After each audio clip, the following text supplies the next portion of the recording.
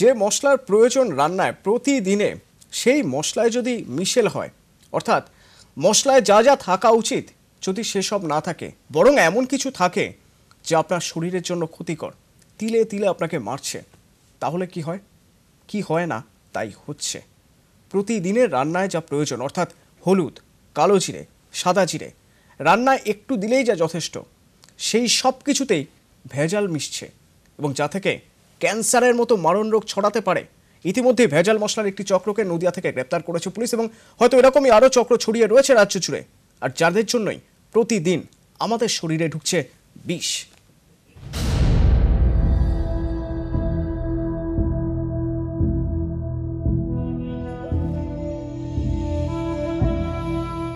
কথায় বলে বাটা জিরেতে ভেজাল হয় না, কিন্তু বর্তমানে বাজার থেকে জিরে কিনলে কোনটা আসল আর কোনটা ভেজাল তা আপনি বুঝতেই পারবেন না।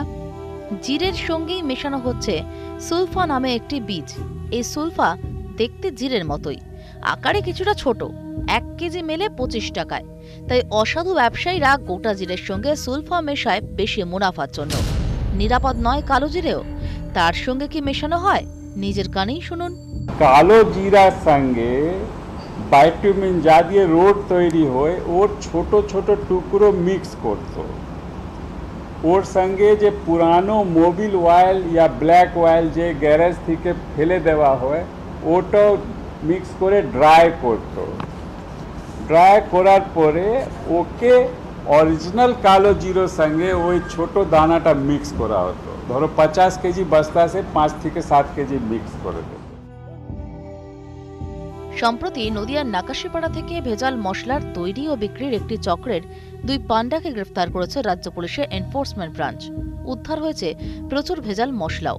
জানা গিয়েছে শুধু এ রাজ্য নয়, এই চক্রের জাল ছড়িয়েছে ভিন রাজ্য। কালো জিরার প্রসেসিং করে বিহারের সমস্তিপুর এবং পূর্ণিয়া আর কাটিহারে পাঠাতো। প্রতিদিন খাবারের সঙ্গে এইসব ভেজাল মশলা খেয়েই শরীরে বাসা বাঁধছে মারণ রোগ, বলছেন গবেষকেরা।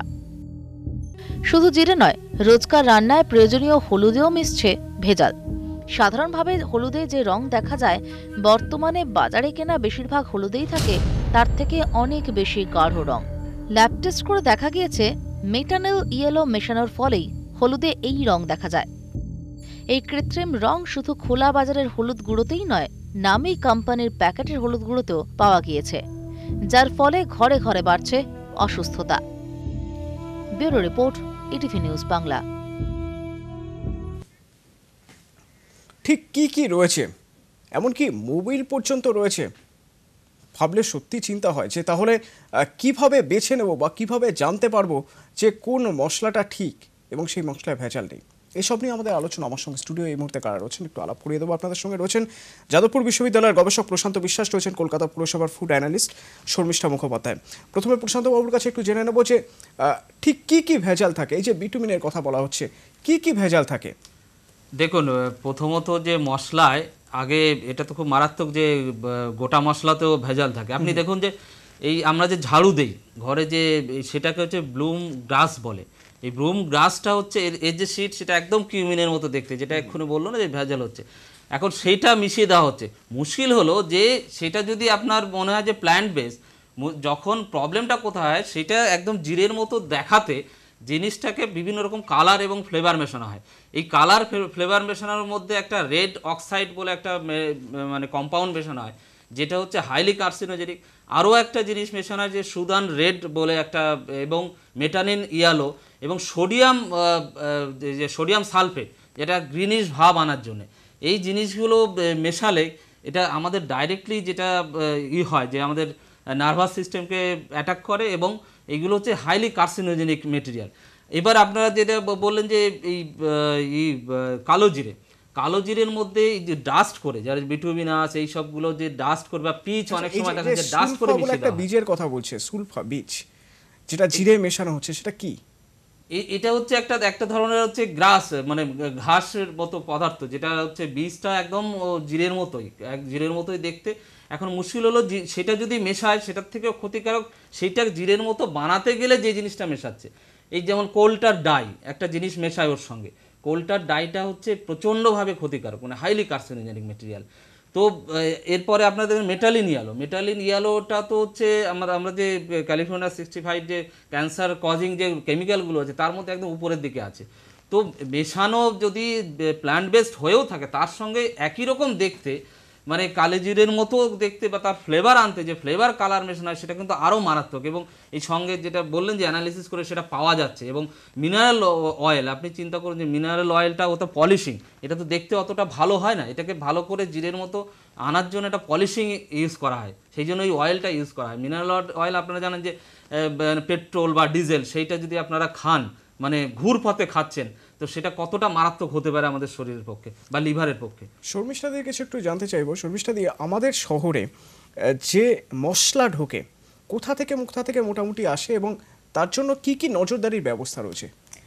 দেখুন, মশলা তো বিভিন্ন জায়গা থেকেই আসে, আর নজরদারির ব্যবস্থা বলতে আমাদের বরাবরই এটা ছিল এবং এখনও সেটা রয়েছে যে বিভিন্ন সময় বিভিন্ন মানে ওয়ার্ডের যে ফুড সেফটি অফিসাররা আছে, বোরোর যে ফুড সেফটি অফিসাররা আছে, তারা ইন্সপেকশনে যান।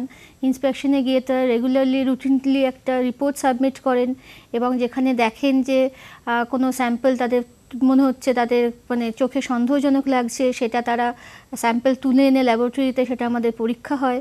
এটা ছাড়াও হচ্ছে আরও ড্রাইভ করা হয়, যে সেখানে আরও 2-3 জন হয়তো একটা জায়গায় গিয়ে সেখানে দেখছে যে কি হচ্ছে কি না হচ্ছে। যেমন বড়বাজার এলাকায় এনফোর্সমেন্ট ডিরেক্টরেট থেকেও গিয়েও বড়বাজার এলাকায় আমাদের food safety officer, designated officer গিয়ে সেগুলো দেখেন, চেক করেন।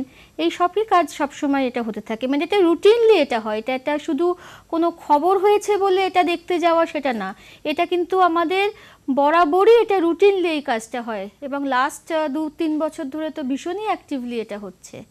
একটা ছোট্ট বিরতি নিচ্ছি, সঙ্গে থাকুন।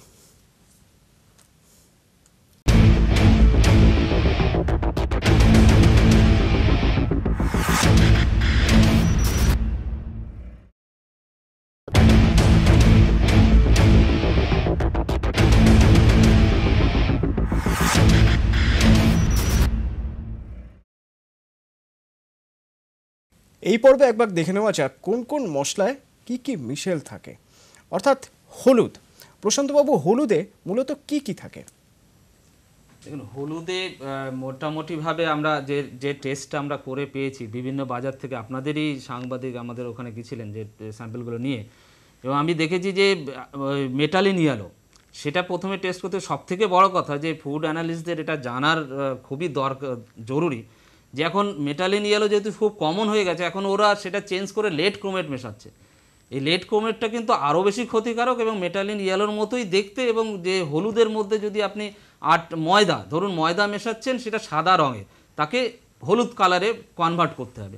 এখন সাদা রঙটাকে হলুদ করতে গেলে হলুদ রঙ মেশাতে হবে।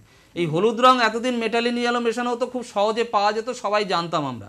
কিন্তু আরও এগিয়ে গিয়ে যারা অ্যাডাল্ট্রেশন করছে তারা এগিয়ে গিয়ে লেড ক্রোমেট মিশিয়ে দিচ্ছে। এই লেড ক্রোমেটটা হচ্ছে একদম ইন্ডাস্ট্রিয়াল কালার এবং তাতে লেডের জন্য প্রচণ্ড ক্ষতিকারক হয় আমাদের নার্ভাস সিস্টেমে এবং লিভারের জন্য।